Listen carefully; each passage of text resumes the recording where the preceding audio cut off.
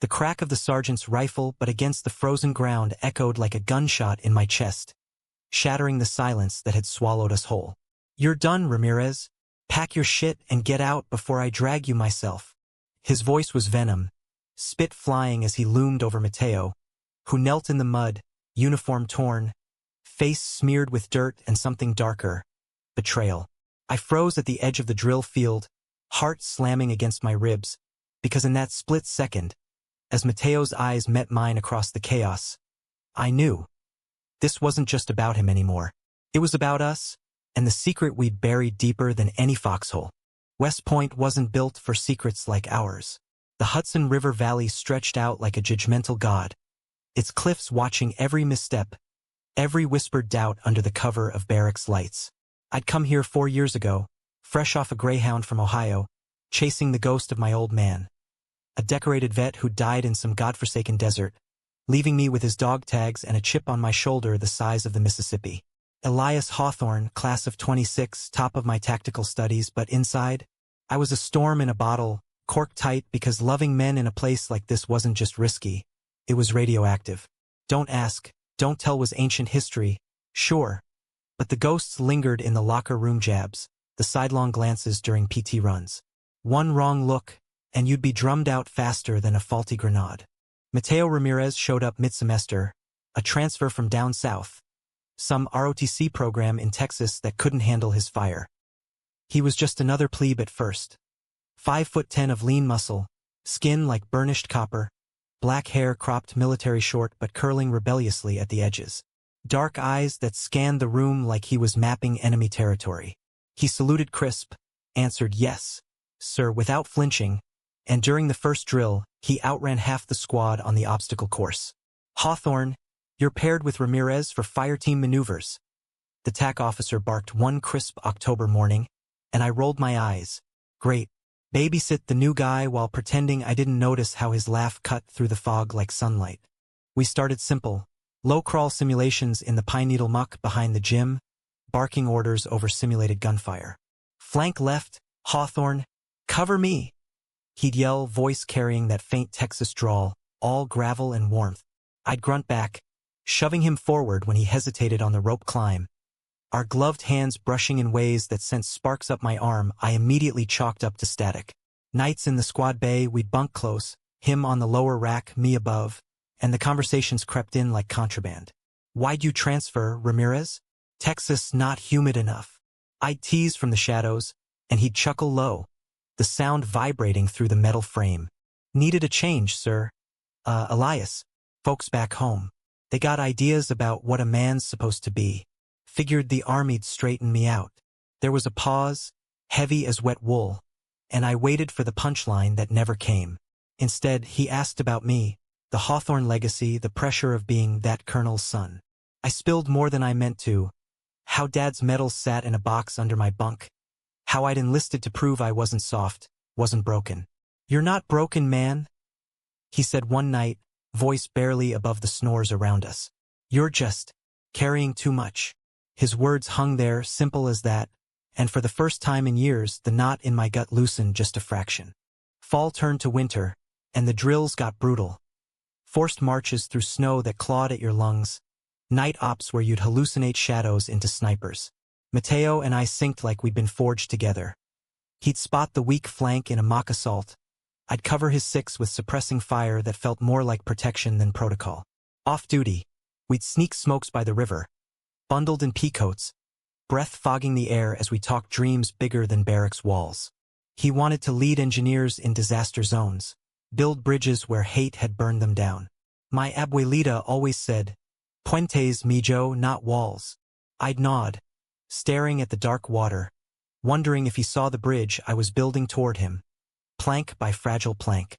It happened on a rare free weekend, holed up in the Cadet library during a nor'easter that rattled the stained glass windows like angry spirits. We were cramming for midterms, textbooks splayed like fallen soldiers, when his knee knocked mine under the table. Neither of us moved. The air thickened, charged, until he whispered, "Elias, you ever feel like you're fighting the wrong war?" His eyes locked on mine, raw and searching, and I cracked. "Every damn day." Our hands met on the tabletop, tentative then firm, and in that touch the world narrowed to the pulse hammering between us. No grand confessions, no fevered kisses, just a quiet understanding, like coming home to a place you'd only dreamed of. From then on, it was stolen glances during formation, notes slipped into gear bags. Stay frosty. Miss your fire. We were careful, so careful, but love in a place like this? It's a live wire disguised as a lifeline. The betrayal came swift as a bayonet twist. Derek Voss, my so-called best friend since Beast Barracks, blonde, built like a linebacker, the kind of guy who quoted Patton like scripture, had been sniffing around for weeks. Jealous, maybe, of how Mateo and I moved like extensions of each other. Or worse, suspicious. I caught him eyeing us during mess hall, that smirk like he'd found contraband. One February night, after a brutal hand-to-hand session where Mateo pinned me in a hold that lingered too long, Derek cornered me in the showers. Steam curled like accusations. What's with you and the spick, Hawthorne? Passing notes like schoolgirls? Or is it something else? His laugh was oil on water, and I shoved past, heart in my throat. But he didn't let it go. By morning, whispers slithered through the ranks. Hawthorne's got a fairy in his foxhole. Ramirez is why. It escalated fast. Pranks at first, like salt in Mateo's coffee, his bunk flipped during inspections. Then the notes, fag, go back to Mexico, and signed, but I knew. Mateo took it stone-faced, channeling the rage into perfect salutes, but I saw the cracks. The way he'd punch his locker till his knuckles split, or stare too long at the Hudson like it promised escape.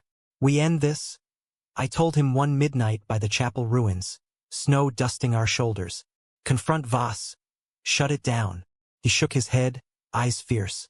No, Elias. We rise above. That's the courage they can't touch. But courage has a breaking point. The high point, the storm that ripped us open, was during spring assault, the capstone drill. A 3-day war game across the plains, squads versus squads in simulated urban combat. We were blue team, tasked with holding Hill 204 against Red's onslaught. Rain lashed horizontal, turning the ground to slurry, and Voss was Red's point man, grinning like a wolf as his fire team crested the ridge. Mateo and I were pinned behind a mock barricade, M4's chattering blanks, when a smoke grenade rigged wrong, Voss's handiwork, rolled in hot. Real phosphorus, not sim. It bloomed white-hot, flames licking the air, and Mateo lunged. Elias down. He shoved me clear, smothering the flare with his body, jacket igniting like tinder. I screamed his name, rolling him in the mud, beating out the embers as acrid smoke clawed our throats. The drill halted, whistles shrilling, medics swarming. But Voss stood there, face pale as surrender, the evidence in his gloved hand, the tampered pin. Chaos erupted. Officers bellowing, cadets frozen in the downpour. Mateo, gasping, bloodied from a gash where he'd hit the wire, locked eyes with me. Told you. Bridges, he rasped, a ghost of a smile. The inquiry was a meat grinder. Voss cracked under questioning. Admitted the sabotage, the harassment, the slurs he'd spread to cleanse the ranks. But it spilled wider. Our notes found in the rubble, pieced together by some eagle-eyed major. Fraternization. They called it voices flat as MREs, compromising good order. Mateo and I stood at attention in the commandant's office, ribs aching from the fight, the weight of 400 years of military tradition bearing down. Cadet Hawthorne, the old man said, his face a map of forgotten wars. Your record is exemplary, but this cannot stand. Mateo's jaw set, that Texas fire flaring. Sir, with respect, it's not this, it's us. And if loving your brother-in-arms makes me unfit, then the army's got bigger problems than me. Silence stretched, taut as a tripwire. I braced for the boot. Dishonorable, drummed out like Dad's nightmares. But the commandant leaned back, eyes softening just a hair. Son, I buried friends in Nam who loved harder than they fought. World changes slow here, but it changes. He glanced at the window where cadets drilled in the distance. You're both on probation. Counseling mandatory. And Voss? Court-martial. It wasn't absolution, but it was air enough to breathe. Summer leave came like a pardon. We drove my beat-up Ford down the Taconic Parkway, windows down, Springsteen blasting Thunder Road. as the Hudson gave way to Jersey lights. No salutes, no stares. Just us, hands laced over the gearshift, talking futures without foxholes. Mateo wanted to stay in, push for change from within. We'll build those bridges, Elias. One policy at a time. I nodded, throat tight, because he'd already changed everything. Shown me courage wasn't medals or marches, but standing in the fire for what mattered. Back at the point for fall, things shifted subtle. A nod from the commandant during parade. A Queer Alliance sticker slipped into my mailbox by some ghost in the ranks. We weren't out, not fully. Still navigated the minefield of don't ask, do better. But we walked taller, shoulders brushing information. One evening, as the sun dipped gold over the river, Mateo pulled me aside by the monument. You saved me first, you know? That day in the library. I laughed, pulling him close. Chaste, but fierce. Nah, we saved each other. In the end, it wasn't the drills or the betrayals that defined us. It was the quiet revolutions. The love that outlasted the mud. The courage that cracked the cliffs. West Point taught me war, but Mateo? He taught me peace. And in America's heartland of gray uniforms and granite walls, that's the victory worth marching for.